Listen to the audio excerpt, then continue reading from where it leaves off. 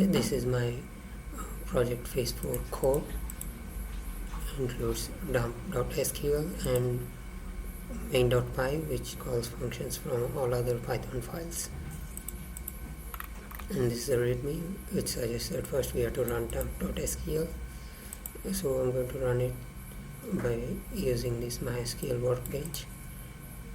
And this is a SQL code for apartment management system. This creates all the tables and adds some values. So I'm going to run it. Before that, we'll just see what is there in the database. Show databases. We don't have a database called apartment management system. Okay, so I'm going to create it by running all these queries.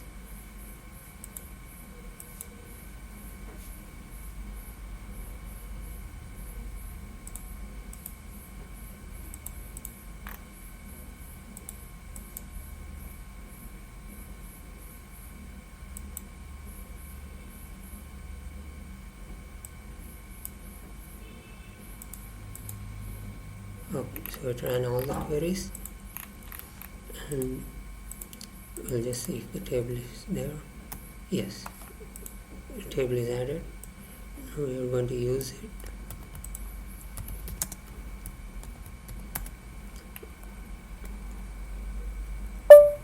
Okay, we'll just see what are the tables inside this database.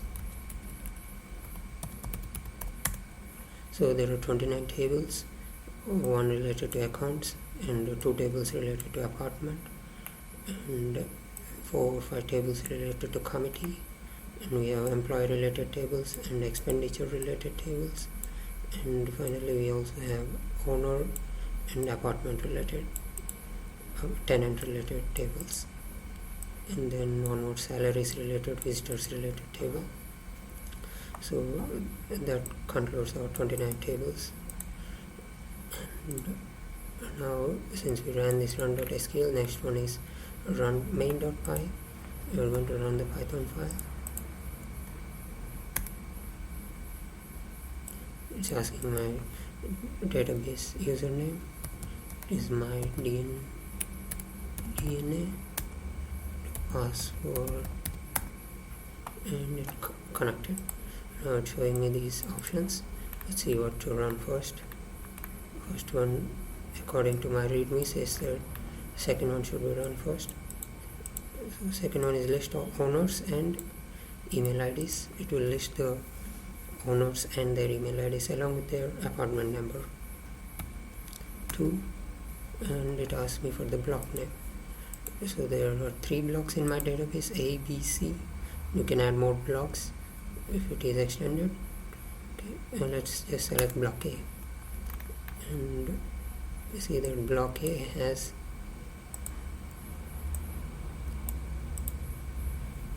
these apartment numbers and these owners and email IDs. It shows only those apartment numbers which have owners, and if they don't have owners, it won't show those apartment numbers in this table. Okay, let's just see if it is true by running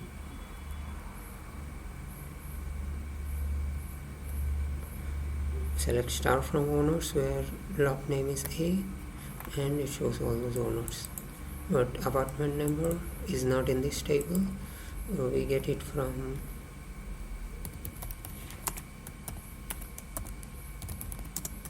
apartment table. So in this apartment name table, we have owner IDs and apartment numbers. So owner ID is a unique key, so I use it to index into this table to get the apartment number. So I left join apartment with owners to execute this second part. And then now we are going to third one, which is remove an owner. Okay, let us remove this first owner, which is 101 John 3. Okay, it asks for block name, which is A, and apartment number is 101. Okay, that's enough. And it prints his owner ID along with the next prompt. Now let's just check if he is removed from the table. Okay, so this apartment table does not have his apartment number anymore. Let's just check the owners table. Does not have his name anymore. Johnny@gmail.com is no more there. Okay, now so we can say that it is removed. Let's just go to owner's history to see if he is there in that table. Ownership.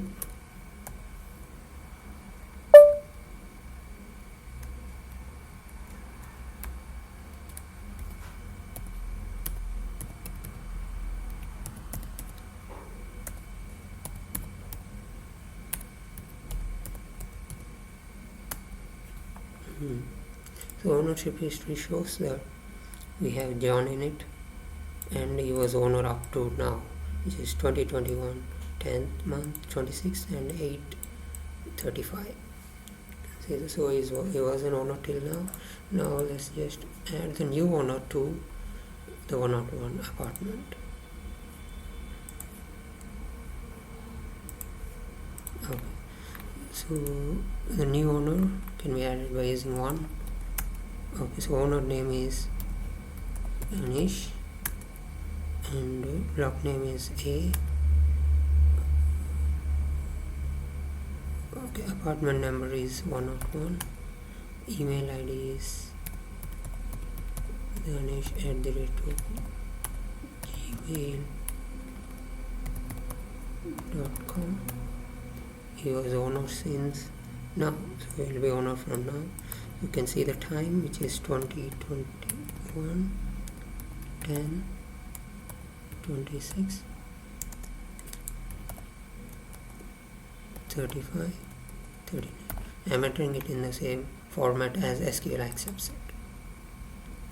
Owner ID is, I defined owner ID to be year, month, and then I'm going to add nth owner. I mean, is it the first owner or second owner or second? So since this fellow is the second owner, I'm going to add a 02.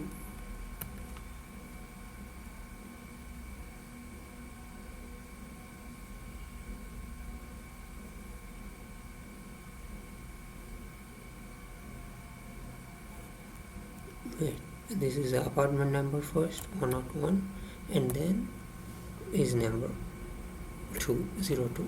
Okay, so year and apartment number, and then is nth owner. So this is the second owner, so owner ID is that, and MMC can be found from this table, which is 1551500. Okay, for that apartment previously 101 apartment had 1500 MMC and its size was 1200 and done. So it used this command to insert into the table. It inserted it into 2 tables, which is apartment values and owners. Okay, let's just check if he is there in this. Select star from owners and we see that there is 101 here and the new owner ID. And just select from owners. Yeah, we have one new owner who is Danish. Block A and his email ID danish@gmail.com. Okay.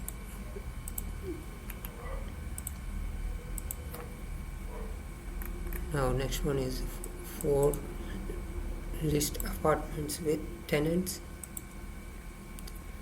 Okay.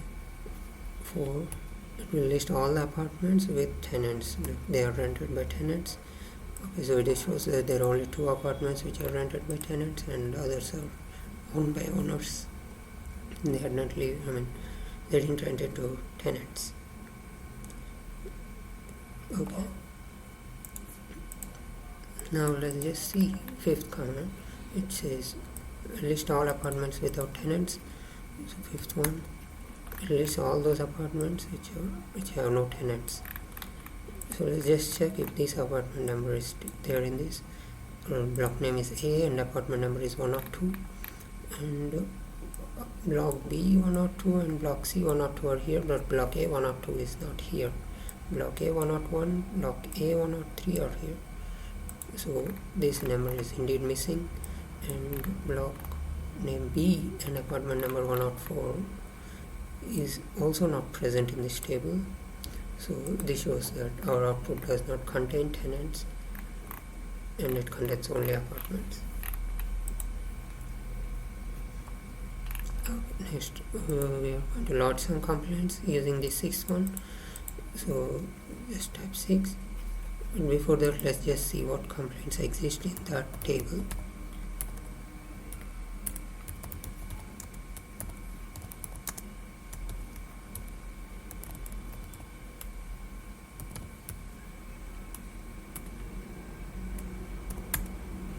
So there is only one complaint in that table, which was lodged last year. It's still pending, but it's just an input. So we are going to add our complaint now. Which is 6th. We'd ask for the block name. Let's say we are going to complain it on behalf of Danish.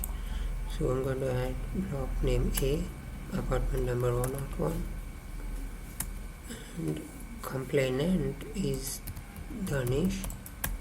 Complaint type, let's just say complaint type is plumbing related, and complaint is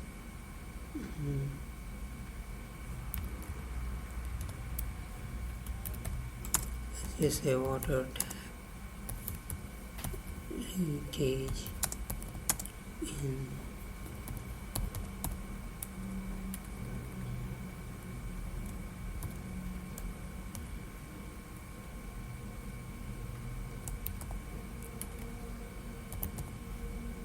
in kitchen.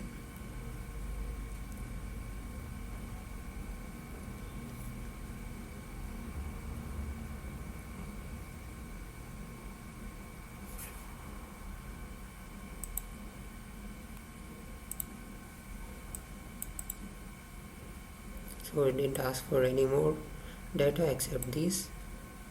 So this shows that we are going to get our lodge time from the program itself, and the complaint status will be pending by default in the starting, and that's all. Others are taken from the user. Now let's just see if it is there by using the command show complaints. 7th one, it shows all the complaints. So complaint number 1, which is still there, is this one, lodged by Arun, and the complaint number 3, which is lodged by us now, is by Danish. So the same complaint, water tap leakage in kitchen, and complaint status is pending, plumbing. Okay, so, and we can also see the lodge time is exactly 8:43. This is 44, just 1 minute back, or some seconds back. Now let's just see if we can update this status by using the command 8.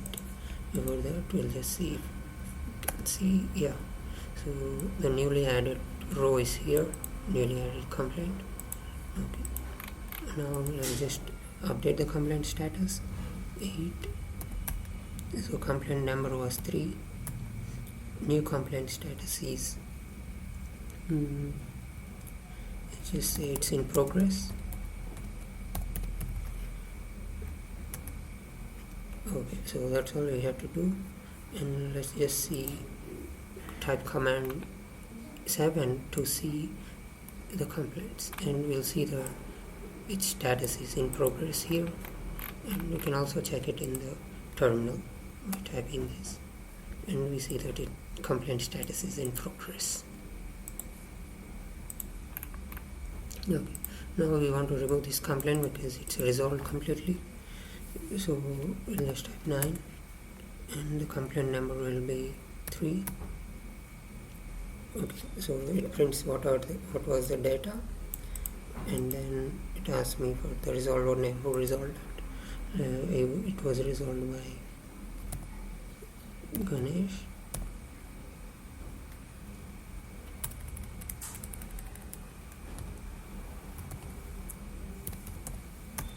And the resolver's phone number is 1234. His email ID is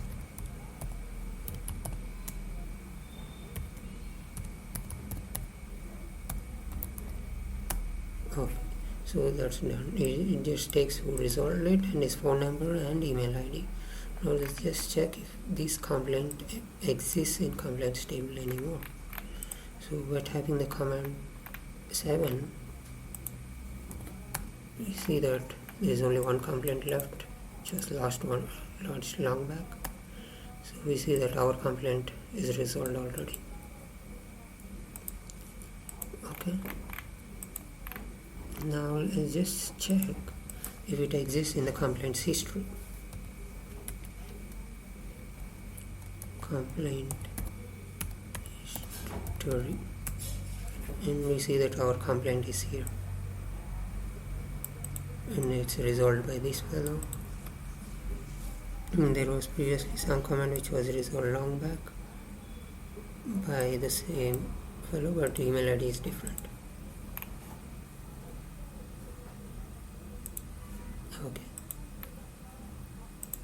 Now next one is add this month's expenditure. Okay, let's just see the expenditure table before adding it.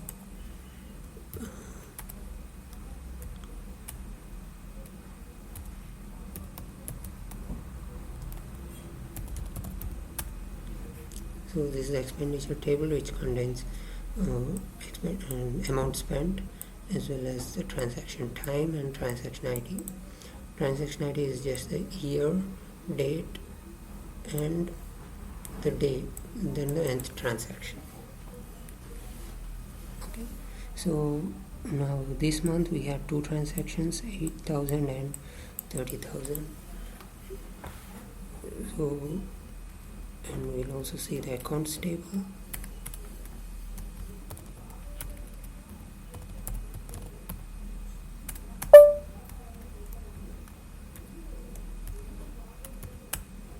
Okay, so the accounts table contains total expenditure, income, period, and committee. Committee didn't change for 1 year, so it remained. Committee ID is still 1. If it changed, committee ID would have changed to 2. Second new committee, because it didn't change, it's still 1. Now income, this month's income and total expenditure is not in this list, so we are going to add it into this list through this command number 10. Okay, so now if I select accounts, we see that there is a new row which shows today's date, 2021 10th month 26th, with income 51,000 and expenditure to 38,000. And how did they calculate this 38,000? It added up these two from the expenditure table. It took all those days, all those rows whose transaction time is this month's, is 10th month 2021, so it added up these two amount spent, 38,000 plus 30,000, and it put it here. And how did it get this income? It got it from the table called MMC. So let's just see what is in MMC.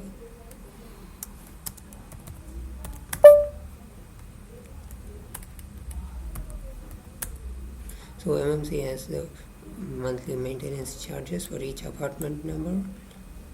So it also shows who paid up to what date, and if all of them paid up to this month, then it adds them up and it adds all the monthly maintenance fees from apartment. So from apartment we have the monthly maintenance charges in this last column. So it adds up these So when it adds all these up, we get that 51,000. And if some new owner comes in and adds up into this table, monthly maintenance charges, the value will be changed here. Since no new owners came into the table or new apartment rooms, it didn't change, it remained as it is. Okay, now since this is added, now we'll just add now a visit account analysis. We'll see the accounts analysis, which is run by the command 11, which shows a plot with 2 bars, one for income and one for expenditure of that month. So 2020 10th month 31st shows that expenditure is same as income, whereas the next month in expenditure is very less compared to income. Okay, and this side it is very high, and this is reasonable, and the same amount all these months. It's because it is summer time and they had no events, not many events. And this one they had more expenditure because it's a new year time, Christmas. This one is some more expenditure because of some festival, and this two has some more expenditure because of the August 15th event. This is January 26th event, and this is the salaries of the employees, so it remained constant for these months.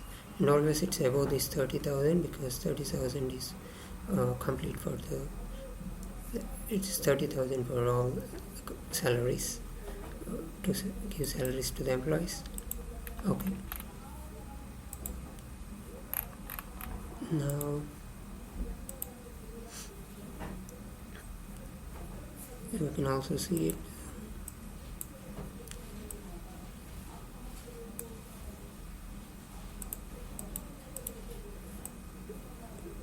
So you can see that this is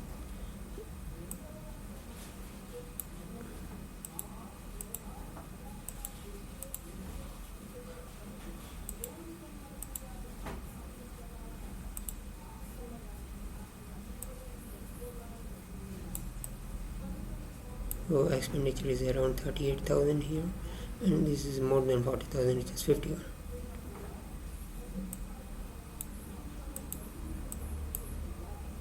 Okay.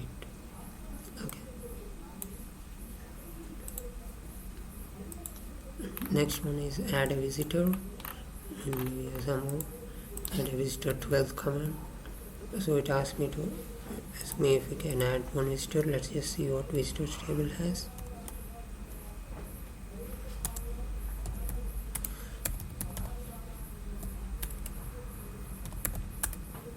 Visitors table has only 2 visitors since last year.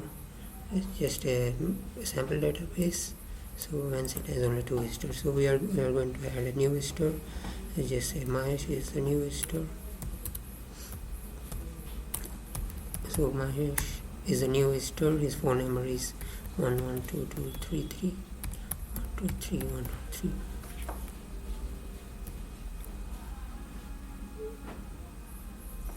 It's not a valid one because it's more than 10 digits. 2, 2, 3, 4, 5, 6. This is the valid one. Okay, sorry, this is also not valid one, but just for sake of phone number, this is a 12-digit one. And our purpose is he wants to meet my friend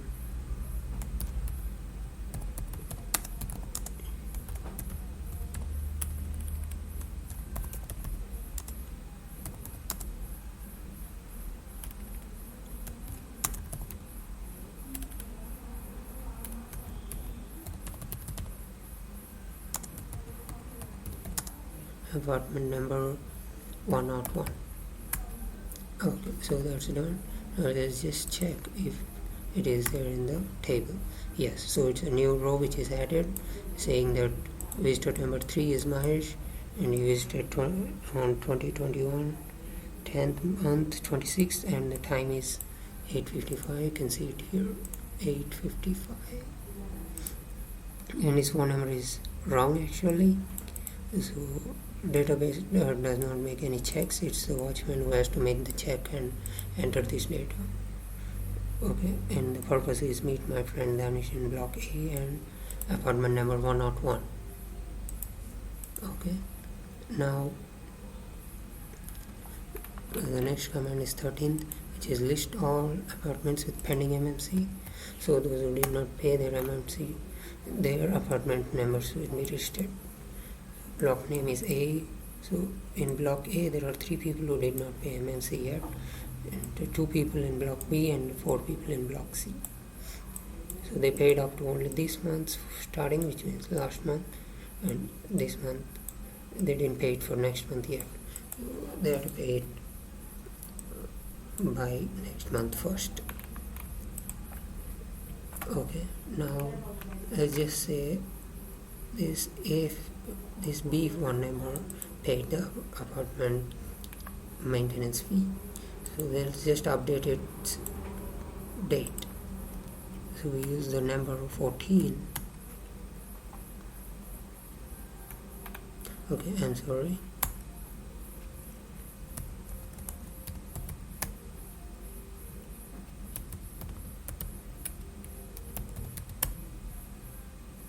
Okay, so I'm going to add the number 14, and it shows the update MMC. So I'm going to update. Block name is B, apartment number is